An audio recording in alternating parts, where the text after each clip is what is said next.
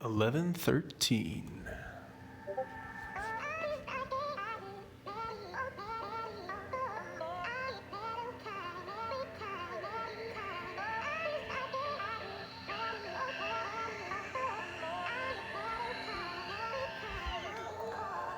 Welcome back to another Bit Legends video, fellas. So this is filmed after we have cleared 1612. We're coming back here to do what I hope is a little victory lap. Coming down here, knocking out some stars. You do get a stat point for doing this, so we'll pick up a couple of those. That's pretty cool. I kind of feel like maybe the stat point should be possibly increased. It's like you can refine a piece of gear for a big chunk of stat points. And so at what point should the amount of stat points that you're getting from leveling up or from doing content like this, at what point should they increase it to make it valuable? It's like if I can get 50 more stat points by refining something. Hey, Ancient Relics, I hope I get this, but we don't. But if I can get like 50 stat points from refining something, one more plus one, then, getting one stat point for leveling up, like even if you're leveling up from 299 to level 300, as far as I know, you're still getting one stat point. So I wonder what the deal is there, what the idea of progression is there. But this is a different game. It's a different style of game from a lot of other traditional RPGs. So I think maybe those expectations are not the most valid. Oh man, that little green guy in the front, he was one of the worst flags. I believe it's a meat grinder, the green one. And I believe he had an attack all skill and a heal skill, and the boss fight was just running into a bunch of those. Even just fighting the trash was ridiculous. I think I was stuck on 11.6, which is his flag, for the longest out of all the flags. I still almost wince when I see him. It's just, not feeling great.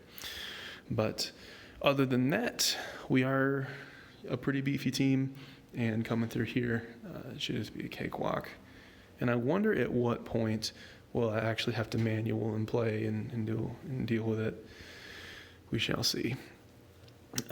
Pretty good practice though, because this is essentially the team that I run in Guild Boss 5, so getting more reps in using their characters, using their weapons is probably a good thing as well.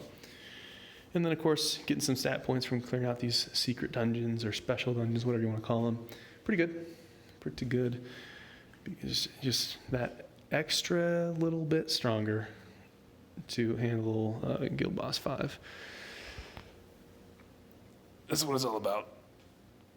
Fellas, that's what it's all about. Okay, so there you go. Not too bad. We will wrap through here, wrap this place up, and you know what? If this is short, that's super short. Let me see if I can just jump into, we're going to eat that. Nom nom. Let me see if we can just jump into the next one. You can see I'm putting all of my stats into attack. There we go. If you're a tank just starting off, I think you really want to put all of your points into stamina, but once you get really, really good bonuses, really high damage mitigation, and all the other stuff, then you want to flip it and put it a bunch into attack. And I really want to try a bait tank for people that are not familiar with that kind of terminology. A bait tank, bait as in the word like fishing bait. What you try to do is you try to get your stamina as low as possible, but your damage reduction bonuses as high as possible, so that you can still survive. That way, you can put more points into your attack, which means that your pet proc's going to do more, whether it's healing or shielding or damage.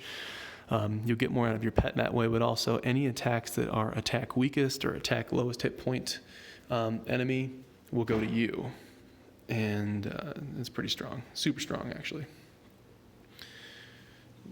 We haven't really seen the game do too much with attack weakest, attack strongest skills. We haven't seen that too much, and I think that is probably where the next piece of content's going to go. I think at the time of filming this, Raid 9's not out. I think that Raid 9 is probably going to require a second tank. I think you can't just do tank, or we call it TDDDD, tank, DPS, DPS, DPS, DPS, for all content all the time. It's going to kind of be boring. It's going to kind of get boring. And it also kind of creates or supports a player economy where the majority of players are everybody's DPS, because you only need one tank anyways. Fine, just get a tank minion or something. So I think Raid 9 is probably going to have attack furthest, like some really nasty attack furthest, and then maybe it'll have attack strongest and weakest. So you need one tank with high stamina, one tank with low stamina, a tank at the front, a tank in the back, and that's a pretty good mix. Or what it could have is no attack furthest, or almost no attack furthest, and just have some really, really nasty attack front 2 attacks. That way you have 2 tanks in the front and then 3 DPS in the back. So there's some variety there. There's some things they can do, spice things up. And I think it'll be decent to see that. Also, if you have 2 tanks with 2 Rickies and they're both procking, I think that might actually be quite the scene. 2 Rickies popping off. I'm at 3.1 thousand attack stat, as you guys just saw. I think I'll be at 4K in about a week, and then maybe a week after that, I think I'll get it up to 6K. Part of that is getting more total stats on my character, but part of that is also reforging stuff. And I'm going to kind of wait to reforge until I get, until I get the items that are worth actually spending the gold on. So let's do that. Let's eat this. I'll check the clock. 6 minutes. We can do one more. Where did my stat go? Boom.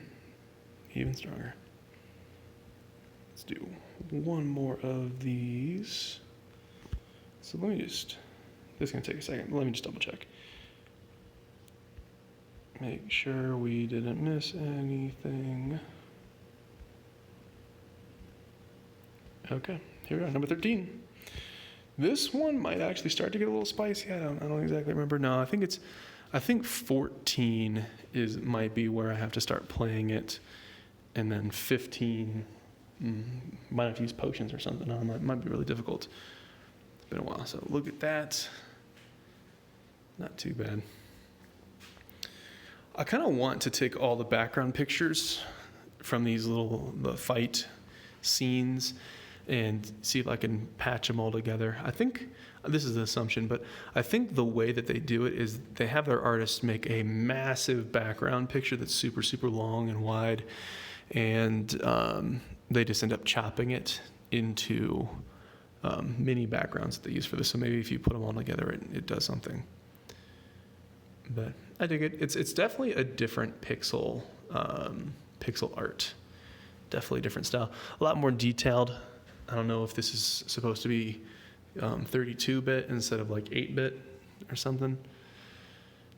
I'm still kind of getting used to the different resolution names, but they have a lot of detail. Some people are going to like it, some people won't. But I do enjoy it. Smoking through here. Not too difficult. We're smashing this. My team is pretty close to BIS. They're very close to best in slot. I think there's a lot of guys here that are maybe 1 or 2 pieces away. I'm 2 pieces away. And I think everybody else is either 1 or 2 pieces away from doing it. I'm very curious how the Raid 9 gear is going to play with all of the other rank 9 gear. It's going to have the same-ish total stats as everything, and I'm wondering, what are they going to do? Are they just going to make it have completely ridiculous bonuses that are better than all the other ones? I mean, we've recently seen the Guild Boss 5 gear, and the Guild Boss 5 gear, the utility on that gear is completely out of this world. It's completely out of there. So, I don't know.